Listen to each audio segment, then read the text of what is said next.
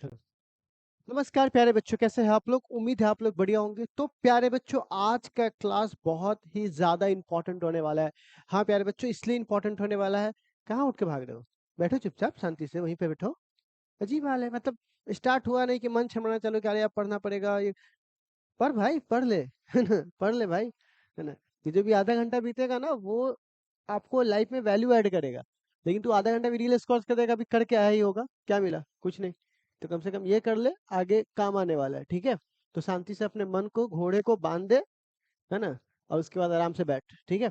तो चल प्यारे बच्चों, आज हम लोग क्या चर्चा करने वाले हैं? तो प्यारे बच्चों, क्लास 12th, जी हाँ मैं एक बार लिख दूं आपको, क्लास 12th में जो भी बच्चे हैं, और अगर वो फिजिक्स सब्जेक्ट को देख रहे हैं, ठीक है, इसमें भी हमारे पास एक प्यारा सा एनसीईआरटी पार्ट 1 है। जी हाँ, एनसीईआरटी पार्ट 1 का हमारे पास जो चैप्टर नंबर 7 है, जिसका नाम है ऑल्टरनेटिंग करंट। क्या नाम है बुआ? अल्टरनेटिंग अल्टरनेटिंग करंट, यानी इसको एसी बोलते हैं, ठीक। तो अल्टरनेटिंग करंट में हम लोगों ने क्या क्या देख रखा था?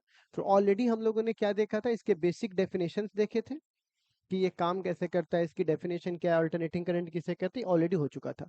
दूसरे लेक्चर्स में हम लोगों ने इसकी वैल्यू वो ग्राफ को रीड किया कि इस ग्राफ में एम्पलीट्यूड कौन है, इक्वेशंस कैसे लिखाएंगे। तो आपको शायद याद होगा, हमने जब इसके इक्वेशन लिखे थे तो लिखे थे E naught sine omega T, okay. और जब आई के इक्वेशन लिखे थे तो इसको बोलते थे I naught sine omega T, okay, ठीक है। और प्यारे बच्चों, इसके बाद तीसरा में हम लोगों ने पढ़ा मीन वैल्यू। कौन सी वैल्यू? मीन। और मीन के साथ हम लोगों ने पढ़ा आरएमएस वैल्यू। कौन सा वैल्यू? आरएमएस। ये हम लोगों ने तीसरे और चौथे लेक्चर्स में हम लोगों ने आरएमएस वैल्यू देखा था, ठीक है। ये हम लोगों ने ऑलरेडी देख लिया था, ठीक है। आज का लेक्चर कहिएगा सर इस पे क्वेश्चंस करवा दीजिए, मैं बिल्कुल करवाने वाला हूँ। आरएमएस वैल्यू पे बहुत सारे क्वेश्चन है, ढेर सारा क्वेश्चन है। लेकिन उसमें एक छोटा सा टर्म यूज आएगा मेरे दोस्तों। क्या टर्म यूज आएगा? पावर। जी हाँ, पावर ऑफ एसी। अगर मैं इस चीज को पढ़ा देता हूँ तो हमारे पास सारे क्वेश्चंस के अकॉर्डिंग एक हम लोगों ने डीपीपी रेडी किया है, उस पर हम लोगों ने कल बहुत सारा क्वेश्चन करना है, ठीक है, बहुत ज्यादा। 27-28 क्वेश्चन हम लोग करेंगे, अच्छे अच्छे क्वेश्चन, ठीक है। Board as well as NEET and well as JEE, मतलब आप एक बेसिक लेवल से टॉप लेवल तक क्वेश्चन करोगे, ठीक है, इतना ही समझ लो, ताकि उसमें सारे आपके जितने भी एग्जामिनेशन है सारे कंसीडर हो जाएंगे। अब सवाल आता है कि ठीक है, आज का हेडिंग क्या है? तो आज का जो हमारा प्यारा सा टॉपिक है प्यारे बच्चों, उसको हम लोग बोलते हैं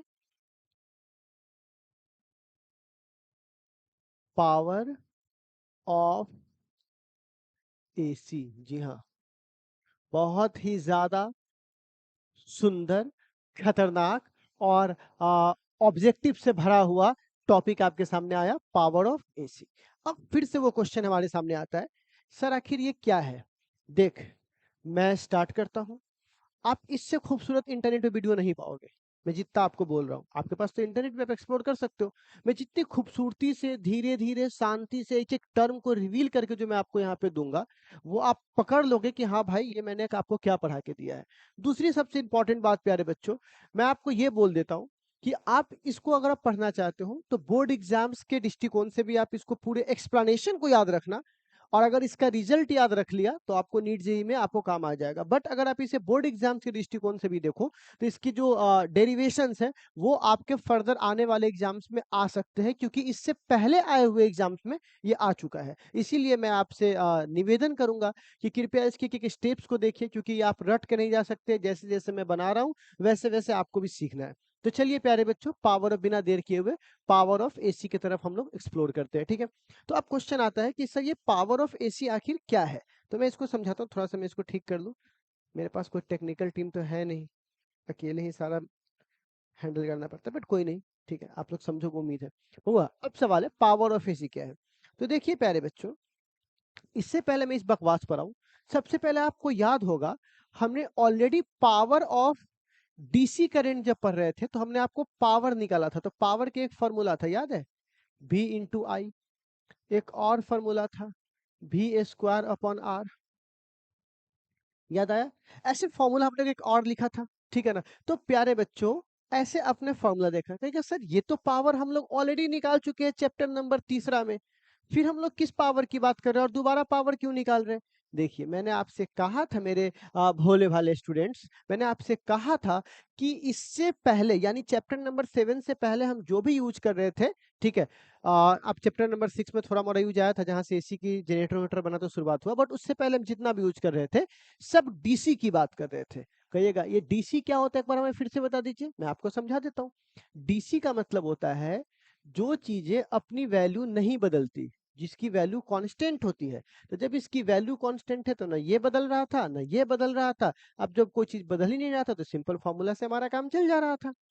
लेकिन एसी वाला जब आया तो एसी तो कहता है कि भैया हम तो ऐसे बदलेंगे, ऐसे लहरा के तो रूबरू आ गए। देखिए, लहरा के आ गया। अब जब ये लहरा के आया तो ऐसे जो आने वाले मतलब ये बार-बार करंट आ रहा है और जा रहा है, अपनी वैल्यू जो बार-बार बदल रहा है, तो क्या इस फ़ॉर्मूला से आप काम चला सकते हो? तो बिल्कुल नहीं चला सकते। तो हमें क्या करना चाहिए?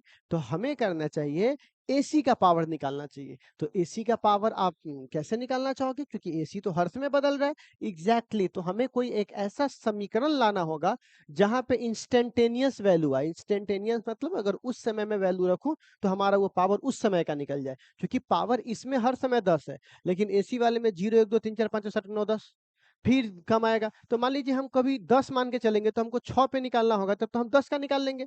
हमको निकालना 6 का था, तो इसीलिए जब चीज़ें हर समय बदल रही है तो हमको उसी हिसाब से हमको काम को करना पड़ेगा। तो चलिए प्यारे बच्चों, इसीलिए इसकी पावर हमेशा अगर 10 है तो 10 ही रहेगा, लेकिन इसके पावर 0 से 10 कुछ भी हो सकता है, उसमें डिपेंड करता है कि आपने किस समय पर ये चेक किया है। तो इसीलिए हमें एक समीकरण निकालना होगा कि समय के मान रखिएगा, पावर आपको आ जाएगा। तो आई थिंक पहले आप तो ये समझ में आ गया होगा कि एसी और डीसी के पावर में क्या अंतर है। अब मैं बताता हूँ कि भैया पावर ऑफ एसी क्या होता है, तो चलिए मैं समझाता हूँ। चलिए भाई, पावर ऑफ एसी की वैल्यू कैसे निकालेंगे? तो सबसे पहले इंस्टेंटेनियस पावर निकालना पड़ेगा। कौन सा पावर निकालना पड़ेगा? इंस्टेंटेनियस, और भी एसी का। तो आपको पता होना चाहिए, पावर का फॉर्मूला होता है E इंटू आई। कहेगा E इंटू आई, ये क्या होता है? चलिए ठीक है, सॉरी, V इंटू आई, पीछे वाले से पढ़े थे। कहिएगा अच्छा ठीक है सर, वोल्टेज गुने करंट होता है। ओके, अब यहाँ पे सवाल आता है, ये किसकी वोल्टेज की बात हो रही है? एसी की। किसकी करंट की बात हो रही है? एसी की। और एसी के वोल्टेज को यहाँ पर ई लिख सकते हैं, ई गुने आई। क्योंकि ईएमएफ को भी क्या बोलते हैं हम लोग बुआ? वोल्टेज बोलते हैं। ईएमएफ को ही क्या बोलते हैं? वोल्टेज बोलते हैं। मोटा मोटी तौर पर, अब उसके अंदर भी बहुत सारी बातें हैं, बट आप अभी लूज वर्ड में बोलो कि ईएमएफ को हम क्या बोलेंगे? वोल्टेज बोलेंगे। तो वोल्टेज गुने करंट बराबर ईएमएफ गुने करंट। अब सवाल आता है कि मैंने तो आपको बताया है कि अगर इंस्टेंटेनियस पावर की आप बात कर रहे हो, कौन सी पावर की बात कर रहा हूँ? इंस्टेंटेनियस पावर की अगर आप बात कर रहे हो तो क्या करना पड़ेगा आपको? बोलिए क्या करना पड़ेगा? तो हमें करना ये पड़ेगा कि भैया इस दोनों का वैल्यू लिखना पड़ेगा। तो आप यहाँ से देखिए, ई की वैल्यू कितनी होती है? तो मैंने आपको पढ़ाया था ई नॉट साइन ओमेगा टी।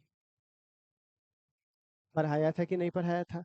अब चूंकि इंस्टेंटेनियस पावर की बात कर रहे हैं तो एक बार में तो यहाँ पे पी की वैल्यू मैंने लिखा, E naught sine omega T instantaneous power अभी के लिए। अब कहिएगा आई की वैल्यू लिखिए, तो ठीक है, आई नॉट साइन। अब यहाँ पे थोड़ा-सा हम रुकेंगे, कहिएगा 1 मिनट, एक-एक स्टेप आपको समझाऊँगा मैं क्यों रुक रहा हूँ, क्यों रख रहा हूँ, एक-एक स्टेप मैं आपको समझा दूँगा। ये नहीं कि हाँ, होता नहीं, मैं आपको समझा रहा हूँ एक-एक करके। तो हमने यहाँ पे जब इंस्टेंटेनियस पावर लिखा, इसका मतलब होता है छने-छने बदल रहा है, ठीक है ना?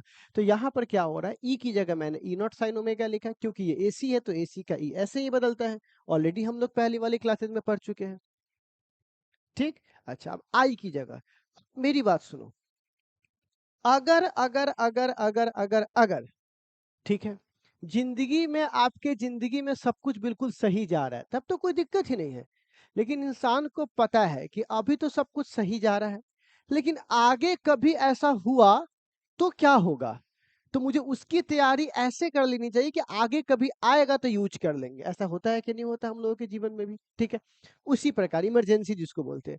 इसी प्रकार ऐसे कई समीकरण हैं जहाँ पे आई और ई एक साथ स्टार्ट होता है, जैसे रेजिस्टेंस वाले में। मैं आपको बताऊँगा, अभी कन्फ्यूज़ नहीं करता हूँ आपको।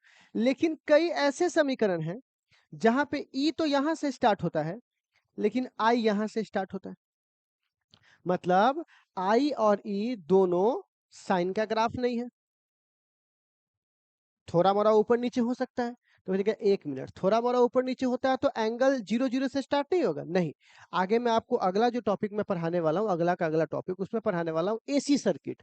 तो जैसे इंडक्टर का सर्किट होता है, रेसिस्टर का सर्किट होता है, कैपेसिटर का सर्किट होता है, मिलाकर होता है एलसीआर सर्किट। तो ऐसे कई सर्किट होंगे जहां पे आई और ई एक ही जगह से स्टार्ट नहीं होता है, वो थोड़ा पीछे भी हो सकता है, थोड़ा आगे भी हो सकता है। तो मैं एक जनरल कंडीशन मानकर मैं ऐसा मानता हूं कि आई जो है वोल्टेज, वोल्टेज से करंट जनरली कहाँ रहेगा, थोड़ा पीछे रहेगा, क्योंकि रेजिस्टेंस थोड़ा खा जाता है। तो अगर मैं ऐसे बोलूं कि ऐसा कर सकते हैं कि करंट थोड़ा वोल्टेज से पीछे रहेगा, तो पीछे रहेगा तो कितना पीछे रहेगा, तो फाई, फाई एंगल का ही एक रूप है। तो हो सकता है कि वो 0 से स्टार्ट हो रहा तो वो 30 से स्टार्ट हो, 45 डिग्री से स्टार्ट हो। तो ऐसा मान के चलो कि करंट कभी ऐसा होगा कि ये जो इसका ओमेगा टी है उसमें फाई को माइनस कर दीजिए। कहेगा लेकिन सर आप तो ओमेगा टी लिखा है तो ओमेगा टी लिखवा दीजिए। भैया ठीक है, वो सिर्फ आर सर्किट के लिए था, लेकिन आगे ऐसे कई सर्किट है जहां पे आपके एंगल में मतलब वोल्टेज आगे निकल जाएगा और करंट पीछे पीछे दौड़ रहा होगा, भैया आ रहे हैं हम, ठीक है ना।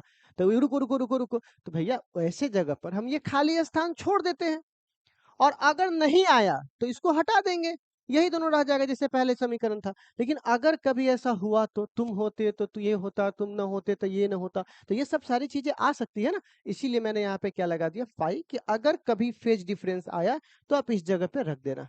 ठीक है, क्लियर है ये बात। फेज डिफरेंस आएगा ही आएगा, और ये बहुत इंपॉर्टेंट टर्म है, आगे ये जा करके पावर फैक्टर फलाना चलाना बहुत कुछ बनाएगा। बट अभी आप उस चीज को अभी साइड करो, अभी मैं कहाँ फोकस करता हूँ, वोल्टेज का ये फॉर्मूला, करंट का ये फॉर्मूला एसी के लिए। लेकिन ये क्यों जुटा, क्योंकि हो सकता है कभी ऐसा हुआ तो मैं यहाँ पे रख दूंगा।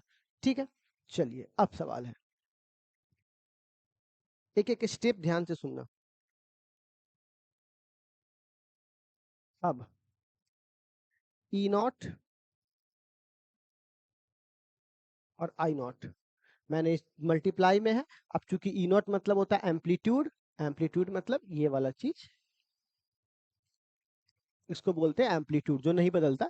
तो जब ये नहीं बदलता तो बाहर कांस्टेंट, और ये भी कहाँ है, बाहर, मतलब एक बाहर मतलब एक साइड एक से रख दे। और यहाँ पर क्या मैंने लिखा, साइन ओमेगा टी, और यहाँ पे मैंने क्या लिखा, sign omega T minus five. ठीक है, इसमें कोई डाउट है आपको इस स्टेप में, मैं एक स्टेप बहुत आराम से सिंपल तरीके से आपको बता रहा हूँ, कोई भी डाउट है क्या इसमें, बिल्कुल नहीं होना चाहिए। ठीक है, अब सवाल है, अब बताओ, पावर है तो क्या पावर को लिख सकता हूं,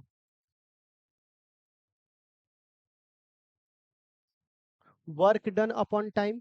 डी का मतलब होता है बदल रहा है, छोटा सा चेंज, छने छने बदल रहा है, डी डब्ल्यू बट्टे D T, E naught I naught sine omega T. अच्छा, अब यहां पर देखिए, मैं यहाँ पे ब्रैकेट बनाता हूं, ठीक है। अब आपने एक चीज पढ़ा होगा शायद, साइन ए माइनस बी का फॉर्मूला पढ़ा है। अगर आपने मैथ्स में नहीं पढ़ा है तो मैं आपको यहाँ पे बायोलॉजी वाले बच्चों के लिए यहाँ पे लिखवा देता हूँ फॉर्मूला, ताकि आपको दिक्कत ना हो।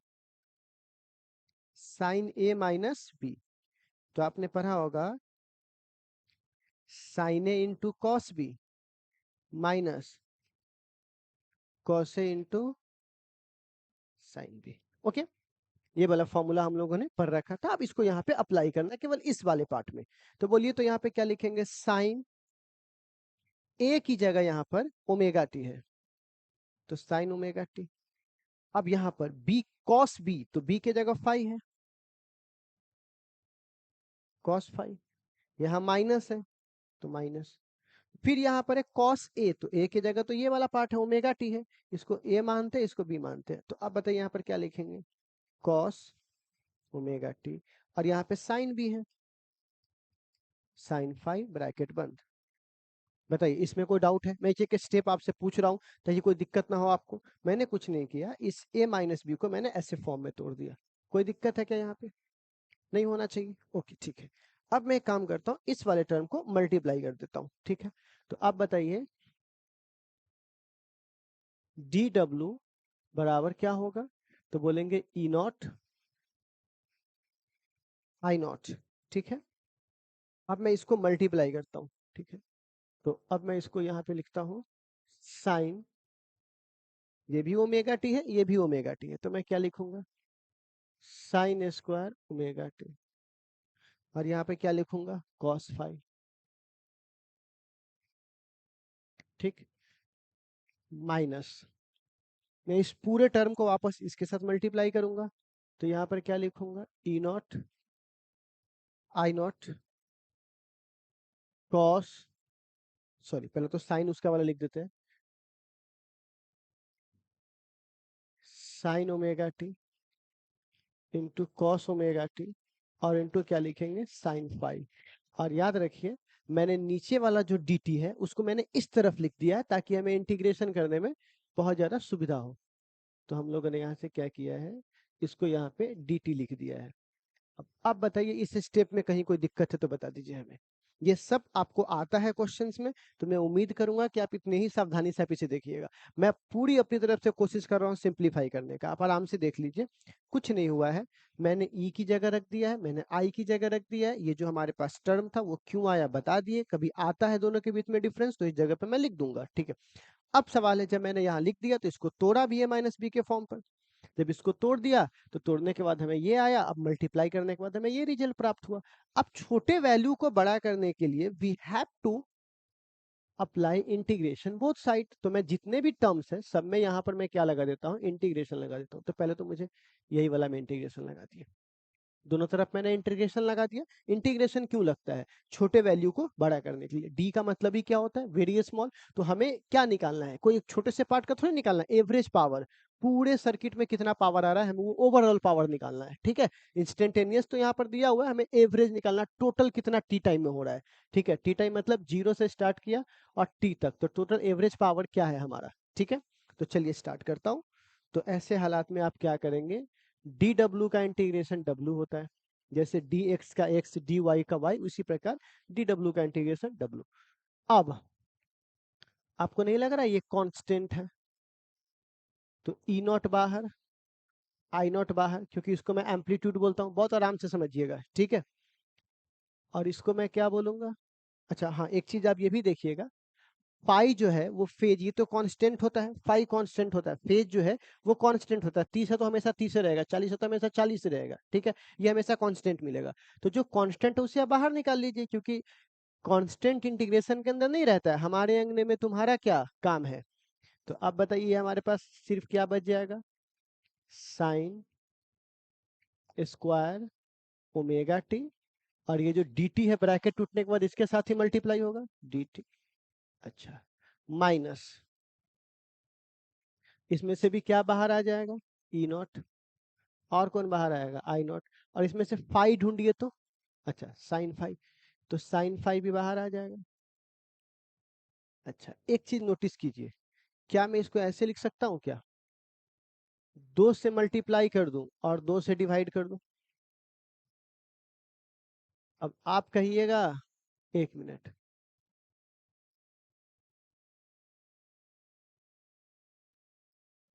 अब आप कहिएगा कि इससे हमें क्या प्राप्त हुआ। प्राप्त ये होगा कि जो कॉस और साइन जो अलग अलग है उसको हम लोग साइन टू थीटा भी लिख सकते हैं, ठीक है। हम लोग का काम क्या है, इसको एक साथ ऐसे करना, मैथ है थोड़ा सा, ठीक है। ये लीजिए कॉस फाई, और यहाँ पर क्या हो जाएगा, sine square omega T into D T. अब इंटीग्रेशन में से कांस्टेंट से बाहर निकाल दीजिए, ई नॉट बाहर, आई नॉट बाहर, टू बाहर, साइन फाई भी बाहर, तो अंदर क्या बच जाएगा, two sine theta into cos theta को हम लिखते हैं साइन टू थीटा, और गुने क्या है डी टी, लीजिए। तो ये टू तो एक बहाना था, हमको तो चुपके से इसको ऐसा बनाना था। वाह क्या बात है। तो प्यारे बच्चों हमने ये टू को जानबूझकर मल्टीप्लाई किया ताकि ये इसके साथ लग जाए, कहिएगा ऐसा क्यों किया, तो आप लोगों ने कर्जा कभी लिया है, क्यों लेते हैं, वापस करने के लिए, तो फिर लेते ही क्यों है, क्योंकि उस समय आपको फंस गया रहता है काम, तो काम से उस प्रॉब्लम से बाहर निकलने के लिए आप लेते हो, फिर तो आपको वापस करना ही होता है। तो मैंने मल्टीप्लाई करके डिवाइड किया, तो डिवाइड वाले को अपने पास रख लिया, मल्टीप्लाई को इसको दे दिया कि भैया आप लेकर के ऐसा इक्वेशन बन जाओ, ठीक है। अब इससे फायदा क्या होगा, ये मैं कहां से कहां तक के लिए निकाल रहा हूँ, एवरेज फुल साइकिल की बात कर रहा हूँ। तो जो टाइम है वो 0 से लेकर टी हो जाएगा, ये भी जो टाइम है वो 0 से लेकर क्या हो जाएगा टी। अब सवाल है कि इस दोनों का इंटीग्रेशन निकालिए। अब अगर मैं इस टर्म में ही इंटीग्रेशन करूंगा तो शायद ये काफी बड़ा हो जाएगा। तो मेरा अपना मानना है कि आप इंटीग्रेशन को कॉर्नर में कर लीजिए, ठीक है, ताकि एग्जामिनर को भी दिख जाए कि आपने ये चीज यहाँ पे कॉर्नर में बॉक्स में कर रखी है। तो खोपचे में आप इसको इंटीग्रेशन कीजिए, तो कैसे करोगे? तो इसका इंटीग्रेशन हो जाएगा sine square omega T into D T. तो पहले इसका इंटीग्रेशन करते हैं। अब एक बात बताओ भैया, आप कहिएगा बिना मैथ के कैसे होगा? तो भैया जब तक जिससे भागोगे वो आपको भगाएगा। तो कोशिश करें कि हम सामने से लड़ लेते हैं एक बार, तो एक बार लड़ लेते हैं जैसा मैं बोल रहा हूँ। और I am also student of KC Sinha, तो केसी सिन्हा सर का आशीर्वाद है। तो आपको टेंशन मत लीजिए, जब सेनापति डर जाएगा तो फिर बाकी लोग क्या करेगा। तो इसीलिए मैं हूं आपके सामने, आप आराम से बस देखो, मैं आपका काम निपटा देता हूँ, ठीक है, मैं मतलब आपका काम कर देता हूँ। स्क्वायर वाले का इंटीग्रेशन करोगे तो काफी मुश्किल होगी, तो हमें इसे तोड़ लेना चाहिए। किस में तोड़ लेना चाहिए? तो जीरो से लेकर टी, यहाँ पे जो इंटीग्रेशन की लिमिट्स है। तो कैसे तोड़ेंगे? तो क्या मैं इसको ऐसे कर सकता हूँ, 1 - cos 2 ω t।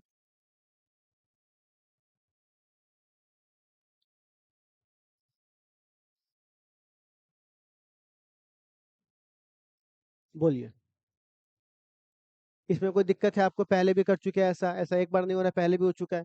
तो प्यारे बच्चों, अब मैं 1/2 को बाहर निकाल दूं, क्योंकि ये तो कांस्टेंट है, फालतू में टाइम दिमाग का खोटी करेगा। अब इंटीग्रेशन ऐसे बॉक्स बना देता हूँ, क्योंकि मैंने ये पूरे टर्म से बाहर निकाला है 1/2। एक बार 1 लिखेंगे 1, और एक बार dt को मल्टीप्लाई करेंगे। तो ये dt 1 के साथ जाके सट गया, माइनस है तो माइनस cos 2 ω t। दिल थाम के बैठिएगा, ठीक है ना? आंख छून गया तो पानी वानी मार लेना, ठीक है ना? cos 2 ω t into D T. Zero से लेकर कहाँ? टी तक। जीरो से लेकर कहाँ? टी तक। ठीक, चलिए अब देखो 1/t 1/2। अब आपको नहीं लग रहा है कि 1 इंटू डी टी को सीधे टी लिखेंगे? क्यों? मैंने आपको इंटीग्रेशन पढ़ाया था कि नहीं पढ़ाया था? dx का x होता है, dy का y होता है, उसी प्रकार dt का t होगा। तो सिंपल dt का इंटीग्रेशन t। लेकिन ये कहां से लेकर कहां तक है? जीरो से t तक है, माइनस। अब cos 2 ω t, तो cos का तो पहले बार साइन होगा, cos का क्या होगा? साइन। अच्छा 2 ω t है तो 2 ω t होगा। अच्छा, अब बट्टे में क्या होगा? 2 और ओमेगा, क्योंकि दोनों कांस्टेंट है। तो डिफरेंशिएशन में कांस्टेंट मल्टीप्लाई में आता है, और इंटीग्रेशन में कांस्टेंट कहाँ आता है? नीचे आता है। मैं एक करके आराम से आपको सिखा रहा हूँ, ठीक है? तो अब बताइए, जीरो से टी, ठीक। अब आप बताइए, बराबर 1/2, ठीक। अच्छा, इसको लिख सकता हूँ फाइनल माइनस इनिशियल, माइनस। अब ये 1/2 ω को बाहर निकाल दीजिए, क्योंकि ये भी कांस्टेंट है। तो अंदर क्या बच जाएगा? साइन 2। अच्छा, ओमेगा की जगह कितना होता है? तो ओमेगा की जगह होता है 2π/t। ओमेगा का फॉर्मूला क्या होता है? 2π/t। मैं चाहूँ तो इसको रंग बदल दो, रंग भरे बादल में तेरे नैनों के, ये लीजिए, हो गया।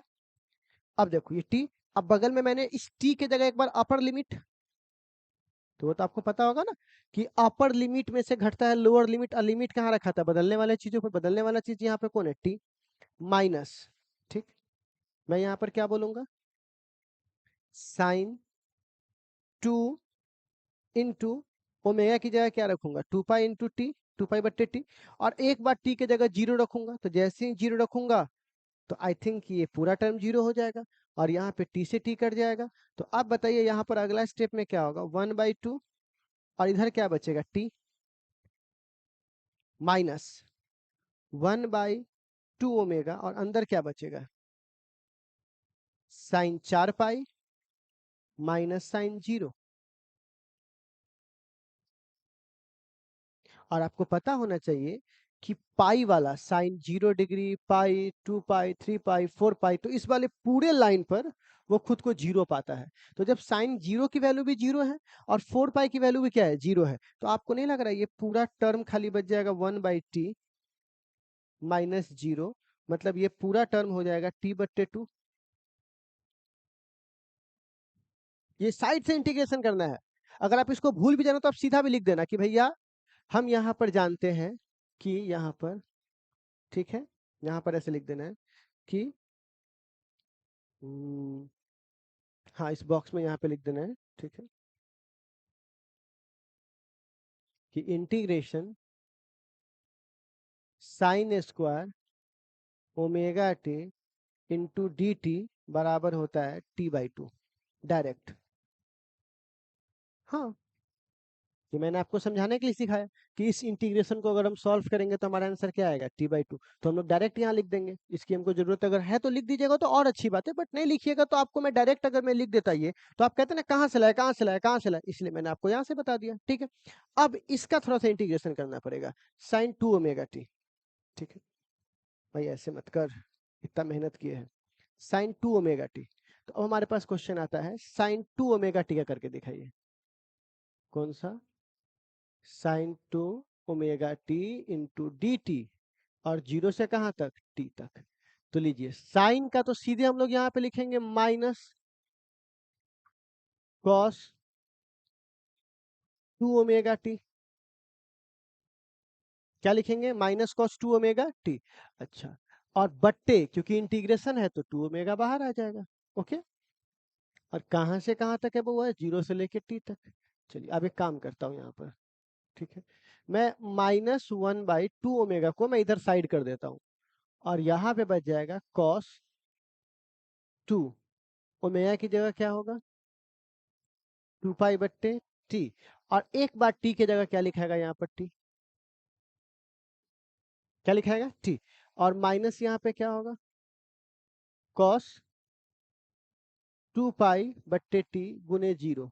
ठीक है, तो आप बताइए यहाँ पर -1/2 ओमेगा, टी से टी कट जाएगा, कॉस 4 पाई माइनस कॉस 0। और मैं आपको बता दूं प्यारे बच्चों, cos 4 पाई का मान भी 1 होता है और cos 0 का मान भी 1 होता है। तो ऐसे हालात में ये पूरी वैल्यू क्या आ जाएगी, 0, क्योंकि 1 में से 1 गया 0, और ये पूरा वैल्यू को 0 से मल्टीप्लाई करेंगे तो 0। तो अब आपको समझ में आया कि भैया अगर मैं इसको इंटीग्रेट करूंगा तो ये स्क्वायर वाला है, एक बार में तो होगा नहीं अच्छे से, इसीलिए मैं इसको एक बार फॉर्मूला पे तोड़ता हूँ, जो कांस्टेंट है उसको बाहर निकाल देता हूँ, तो हमारे पास रिजल्ट क्या आता है, t/2। और अगर मैं इसको करता हूँ तो क्या आता है, 0। तो प्यारे बच्चों आप एक बात बताइए, अगर मैं इसको चाहूं तो उस वाले टर्म को भी हटाकर और यहाँ पर एक और बॉक्स बना दूं जिसमें मैं ऐसा शब्द लिखूं कि sine 2 omega T into D T का जो इंटीग्रेशन आया है 0 से लेकर टी तक वो 0 आया है। मतलब मैंने इसका भी इंटीग्रेशन डायरेक्ट t/2 लिख दिया और इसका भी 0 लिख दिया। तो आप इस दोनों से भी अपने 5 मार्क्स के लिए काम चला सकते हो। बट अगर वैसा इंटीग्रेशन बगल में कर दोगे तो एग्जामिनर और खुश हो जाएगा। बट अगर आपको नहीं भी करोगे तो ऐसा कुछ नहीं है, आप यहाँ से भी काम चला सकते हो डायरेक्ट, क्योंकि ऑलरेडी आप बहुत सारे डेरिवेशन कर चुके हैं आप। ठीक है, तो चलिए प्यारे बच्चों, मैं उम्मीद करूंगा कि आप लोग यहाँ से काम चला लीजिएगा। ये 2 चीज आप याद रखिएगा और ये आया कहाँ से वो आप कर लीजिएगा। ठीक है, तो खैर W बराबर हमारे सामने क्या होने वाला है, E0 I0 और cos फाई। और आप बताइए इस पूरे की वैल्यू कितनी आई है, तो इस पूरे की वैल्यू आई है t/2। डायरेक्ट मैं यहाँ पे लिख रहा हूँ। ठीक है प्यारे बच्चों, अब ये क्या है, तो E0 I0 बट्टा 2 साइन फाई। लेकिन माफ करना मेरे दोस्त, इस पूरी की वैल्यू 0 आई है, तो इसको 0 से मल्टीप्लाई करना पड़ेगा। तो जैसे ही 0 लिखेंगे ये पूरा खत्म हो जाएगा। तो पूरा खत्म होते ही वर्क इक्वल टू क्या फॉर्मूला आ जाएगा, E0 I0 cos फाई बट्टे 2। ठीक, और ये जो t है उसको मैं नीचे भेज दूं। अब वर्क भी हमारे पास क्या हुआ है, एवरेज आया है, क्योंकि मैंने इंटीग्रेशन करके ओवरऑल निकाला है, पूरा वैल्यू निकाला है, तो वर्क भी पूरा है और टाइम भी पूरा है। तो पूरा बट्टे पूरा को हम लोग एवरेज बोलते हैं ना। तो बताइए एवरेज पावर क्या आया है, तो एवरेज पावर का मोस्ट इंपॉर्टेंट फॉर्मूला आया है E0 I0 बट्टे 2 और इंटू कौन सा फाई, कॉस फाई।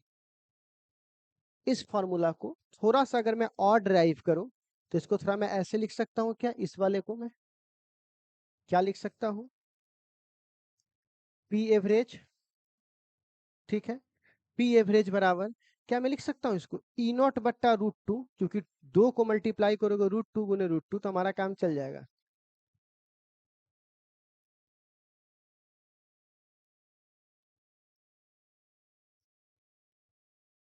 ऐसा लिख सकता हूँ क्या? √2 को √2 से मल्टीप्लाई करेंगे तो फिर 2 ही ना आ जाएगा। तो फिर रिश्ता वही सोच नहीं क्यों? एक ही चीज को समझने के लिए नया चीज क्यों? ध्यान से समझिएगा, ठीक है। ये साइंस पढ़ना, लोग कहते हैं ना साइंस साइंस साइंस, बहुत डिफिकल्ट भी तो नहीं कह सकते बट इतना इजी भी नहीं होता है। मतलब एक बहुत शार्प माइंडेड इंसान साइंस को पढ़ सकता है, समझ सकता है, और उससे भी शार्प माइंडेड पढ़ा सकता है। मतलब अपने बारे में नहीं बोल रहा हूँ, बट आप समझो एक बात कि भैया आपने ये जो सीख रहा है, practice make a man perfect. अगर आप प्रैक्टिस करोगे ये चीजें 4 से 5 बार लिख लोगे, काम हो जाएगा आपका, ठीक है। तो क्या मैं इसको ऐसे लिख सकता हूँ, ई नॉट बट्टा √2 को हम लोग बोलते हैं ई आर एम एस यानी ई रमेश,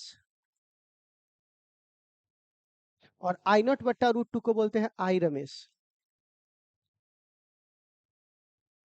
और इंटू कॉस फाई।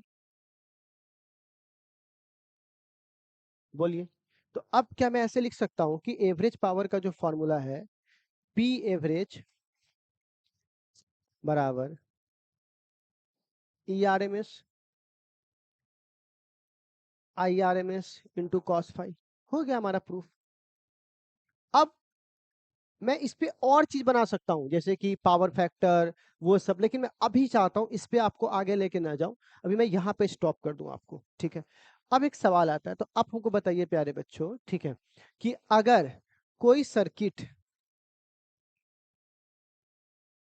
ई भी यहाँ से स्टार्ट हुआ और आई भी यहीं से स्टार्ट हुआ, तो ऐसे हालात में आपको नहीं लग रहा कि दोनों के बीच में फाई का मान 0 डिग्री होगा?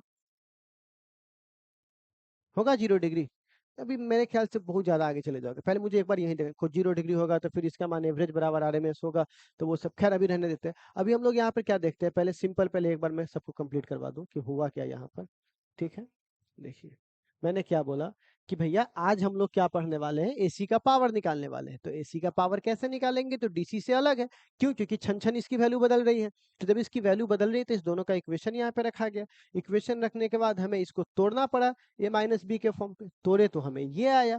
ऐसा करने के बाद हमें डी डब्ल्यू का मान निकालना था, ताकि हम लोग क्या कर सके, एवरेज पावर निकाल सके। इंस्टेंटेनियस से कहाँ जाना था, एवरेज में। तो अगर छोटे छोटे वैल्यू को जोड़कर बड़ा करना है तो इंटीग्रेशन, तो हमने यहाँ पर इंटीग्रेशन करना चालू किया और वर्क का मान निकालना चालू किया। तो जब इंटीग्रेशन किया तो dt को इधर भेज दिया, और इसको यहाँ पर इंटीग्रेशन करने के बाद ये दो छोटे छोटे शब्द हमको फंस गए, जिसका इंटीग्रेशन मैंने आपको यहाँ कॉर्नर में आपको सिखा दिया है, ठीक है। तो जब आपने कॉर्नर में इसके इंटीग्रेशन सीख लिया तो पता चला कि भैया एक की वैल्यू आया t/2 और एक का वैल्यू आया 0।